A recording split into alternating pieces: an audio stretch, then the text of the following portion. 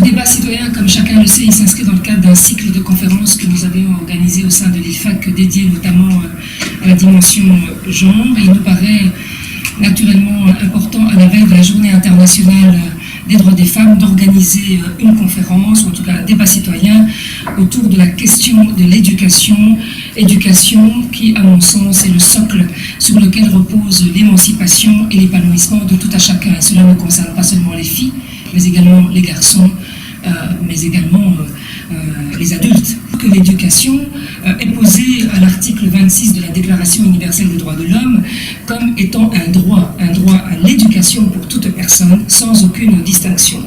Cette éducation repose en principe entre les mains des parents, qui ont, selon cette même déclaration, par priorité, le droit de choisir le genre d'éducation à donner à leurs enfants. On sait bien que l'éducation a aussi un coût, et qu'on est bien loin du principe de la gratuité de l'éducation et notamment de l'enseignement. Et dans les pays, par exemple, à très faible revenu, il y a pratiquement un quart de jeunes qui sont complètement analphabètes. On sait aussi que l'éducation est porteuse non seulement de connaissances, de savoir, mais elle est aussi porteuse de valeurs. Et celles notamment qui sont liées à l'égalité des sexes, aux droits humains et aux libertés fondamentales, qui ne sont d'ailleurs pas partagées par tout le monde. Il ne faut pas se leurrer, les obstacles à l'accès à l'éducation sont nombreux pour les filles, et à travers le monde, on constate que 2/3 des femmes sont effectivement parmi les analphabètes, ce sont donc 2/3 des femmes qui le sont. L'éducation est largement genrée à travers le monde, et cela affecte non seulement la place qu'occupent les femmes au sein des sociétés, mais affecte aussi de manière tout à fait directe l'ensemble des domaines de la société. L'éducation est reconnue par les Nations Unies comme étant essentielle à l'élimination de la pauvreté par le développement durable, dans le cadre notamment du programme de développement durable à l'horizon 2030. Et l'objectif 4 du développement durable vise notamment à assurer une éducation inclusive et équitable de qualité et promouvoir des possibilités d'apprentissage tout au long de la vie pour tous. Alors, dans une étude elle n'est pas récente en fait, elle date quand même il y a 2 ans, dans une étude de l'UNESCO qui est intitulée « L'éducation transforme les vies », elle montre notamment l'impact de l'éducation, et notamment l'éducation des filles, sur la nutrition, sur la mortalité infantile, sur la santé, sur l'environnement, dans l'économie de manière générale, donc bref, dans tous les domaines finalement de la vie. Donc il y a clairement une corrélation à établir entre l'éducation, le niveau de vie, les conditions économiques, donc l'éducation des filles, effectivement, donc profitable à tous. L'association Toutes à l'école que je représente a été créée il y a 12 ans en France par une journaliste qui s'appelle Tina Kiffer et qui à l'époque, après avoir adopté une petite Cambodgienne, a tout laissé tomber pour créer une école au Cambodge afin de pouvoir donner non pas à sa fille mais à d'autres petites Cambodgiennes une éducation de haut niveau. Alors, créer une école à partir de rien dans un pays comme le Cambodge qui, je vous le rappelle, il n'y a pas si longtemps que ça, bon, il y a 40 ans tout de même, mais a connu l'épisode des Khmers rouges. Ce qui veut dire que dans ce pays, quasiment tous les intellectuels ont été assassinés. Et le pouvoir a été pris à l'époque par, et ce n'est pas péjoratif ce que je dis, mais c'est une réalité, par les paysans qui n'avaient pas d'éducation à l'époque. Et donc aujourd'hui, ce pays se remet encore très difficilement de ce manque d'éducation, de ce manque d'apport intellectuel qu'ils ont connu pendant de nombreuses années. Et au-delà de ça, il faut reconnaître que, outre le fait qu'aujourd'hui, le Cambodge est encore gouverné par des ex-Khmers rouges, mais qui ont changé de casquette, il y a une corruption importante. Et souvent, les pères de famille ont été des enfants soldats. Donc, vous pouvez imaginer que les enfants, et en particulier les filles, sont très vulnérables dans ces familles peu éduqués, avec des pères souvent violents, parce qu'ils n'ont rien connu d'autre, et donc et un gouvernement souvent absent pour remédier à cette situation. Alors, ça c'est la face un peu noire du Cambodge. L'autre, je dirais la face la plus joyeuse est les Cambodgiens. C'est un peuple plein d'espoir, et en particulier ces petites filles, où bon, moi je connais l'expérience de l'école Apichandara qui a été fondée par toutes à l'école, et c'est une école qui chaque année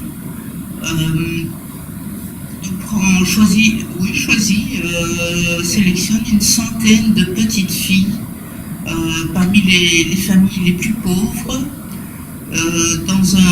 dans les villages aux alentours de l'école. L'école se situe à peu près à 15 km de Phnom Penh, donc pas très loin de la ville. Nous avons des assistantes sociales qui nous aident pour effectivement visiter les familles et voir qu'il s'agit effectivement des familles en grand besoin. Malheureusement, on n'a pas trop de difficultés à trouver ces familles très pauvres, et au contraire, alors qu'au début on allait vraiment les chercher, maintenant malheureusement nous devons refuser certaines places, donc certaines demandes. Donc chaque année, une centaine d'élèves qui rentrent en première primaire, et puis qui progressivement évoluent. Et aujourd'hui, ou plutôt en 2018, c'est la première année où les plus âgés vont passer le baccalauréat international au mois de juin. Donc on finit le cycle de 12 ans, donc les 6 années de primaire, 3 années de collège et 3 années de lycée. Alors l'école s'est développée comme ça au rythme je dirais de la progression des élèves, avec une forte influence de professeurs français, parce que ça a été créé par une Française, et donc elle a emmené avec elle au Cambodge un certain nombre de bénévoles français, qui au départ étaient les professeurs, mais qui très vite ont travaillé en binôme avec des professeurs cambodgiens. Et aujourd'hui, on a pu inverser la tendance en ce sens que à peu près 90% des professeurs sont des Cambodgiens. Donc ça a déjà, je dirais, déjà eu un impact important sur la population des instituteurs aux alentours. Je vous invite à venir faire un tour dans notre école. Aujourd'hui, notre école accueille les 116 élèves de la nouvelle promotion. Elles sont issues de familles pauvres. Elles viennent à l'école pour recevoir leurs uniformes.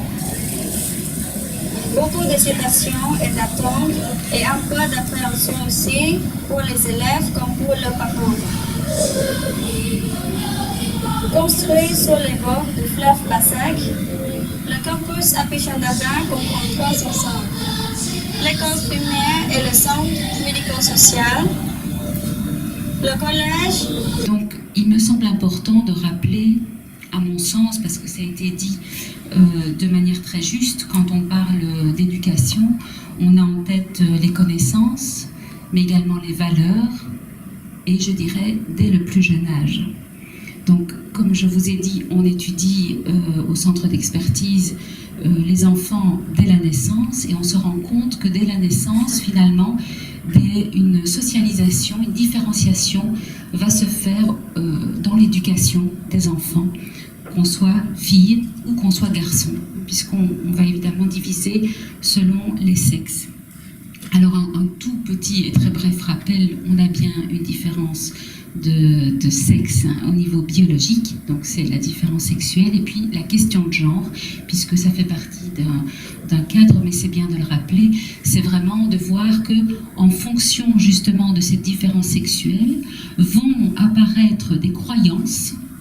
Je pense par exemple aux jeunes filles qui sont plutôt douces, à des filles qui ne doivent pas se salir, par exemple, à des garçons qui sont un peu plus souvent colériques, et c'est tout à fait normal, alors que les filles doivent l'être moins, des choses comme ça. Donc ce sont vraiment des croyances qu'on va véhiculer de génération en génération, et qui vont être attribuées et qui vont, si vous voulez, être intégrées par les enfants, et de manière, de très tôt, je dirais, dans leur vie. C'est-à-dire qu'il faut savoir que quand un enfant naît, tout individu, d'abord a une pulsion de vie, et donc est très sensible à son environnement, et va évidemment donc essayer de comprendre et de percevoir son environnement. Donc il va prendre tout ce qu'on lui donne, en faisant, si vous voulez, petit à petit des statistiques.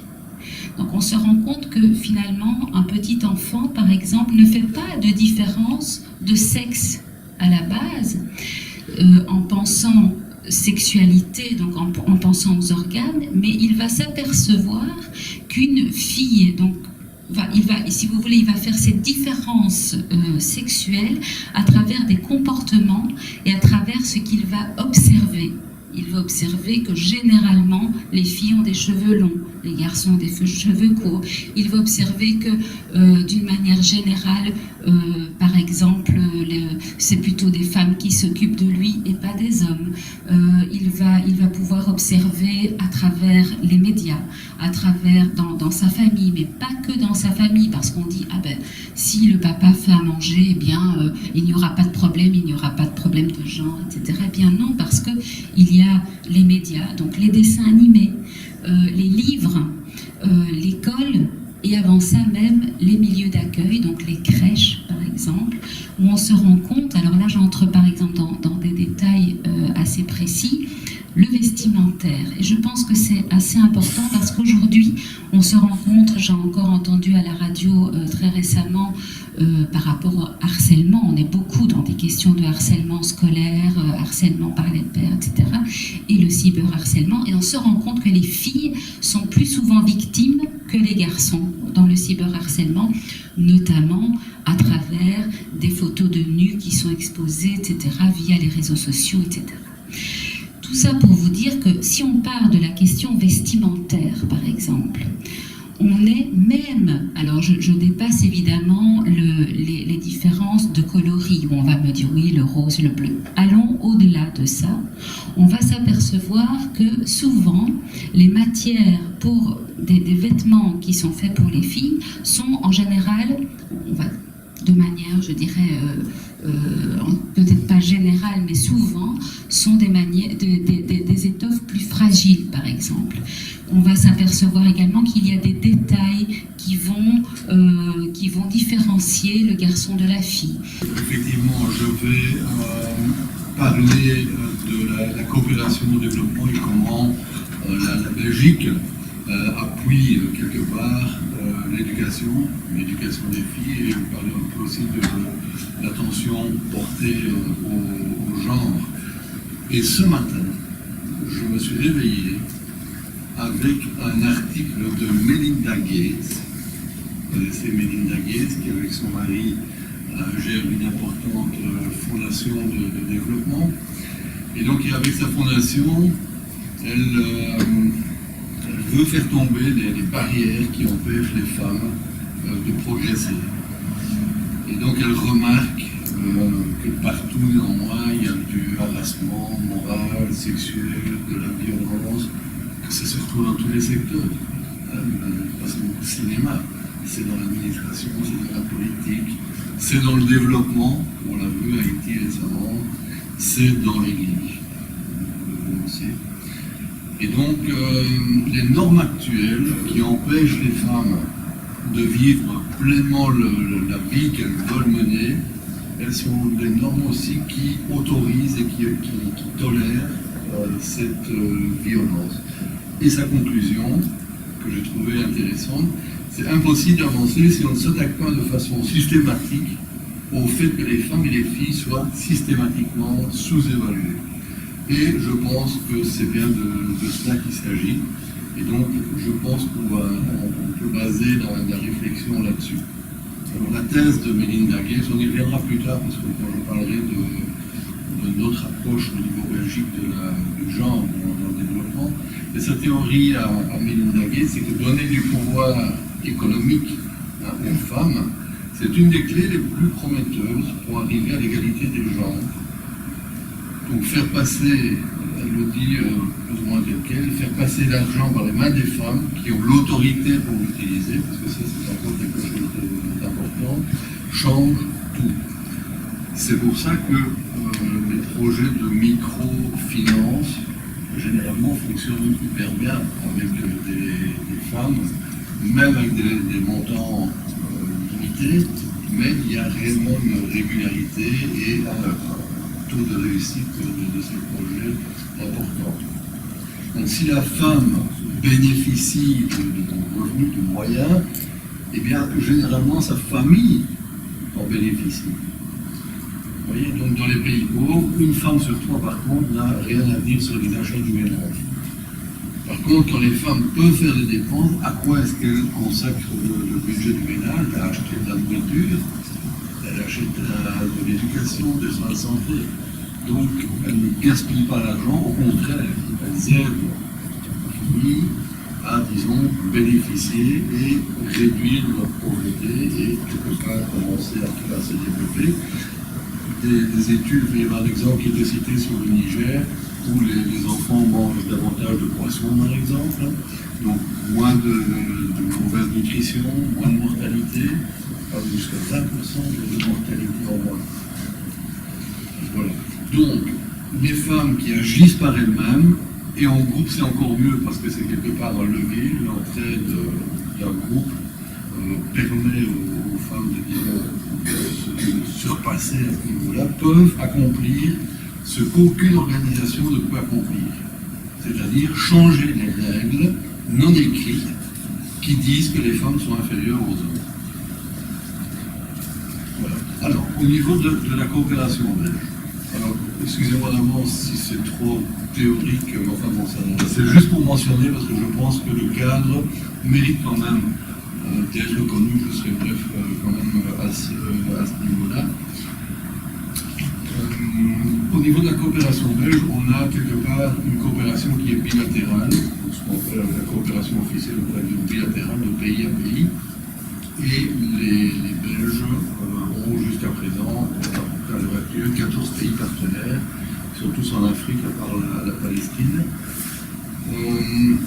On a 4 secteurs principaux de travail, d'intervention, c'est les soins de santé, c'est l'éducation et la formation, c'est les infrastructures de base et l'agriculture et la sécurité alimentaire. Et il y a toujours aussi des thèmes qui sont transversaux. L'environnement, mais aussi le genre. Il ne me reste plus qu'à vous remercier pour ce débat très riche, vous remercier aussi pour vos interventions et vous féliciter aussi pour le projet au Cambodge, parce que franchement c'est prestigieux. J'ai presque envie de dire qu'on a tous envie d'aller dans une école comme celle-ci. Bravo aussi pour le travail de sensibilisation que vous faites. Et bon, monsieur l'expert, je trouve que la coopération belge fait quand même beaucoup, malgré tout. Il reste évidemment beaucoup à faire. Je donne donc rendez-vous, je crois que c'est le 21 mars, pour le prochain débat citoyen. Mais d'ici là, je vous souhaite tout de haut, portez-vous bien. Continuez à faire. Merci. Bonheur pour tout de vous.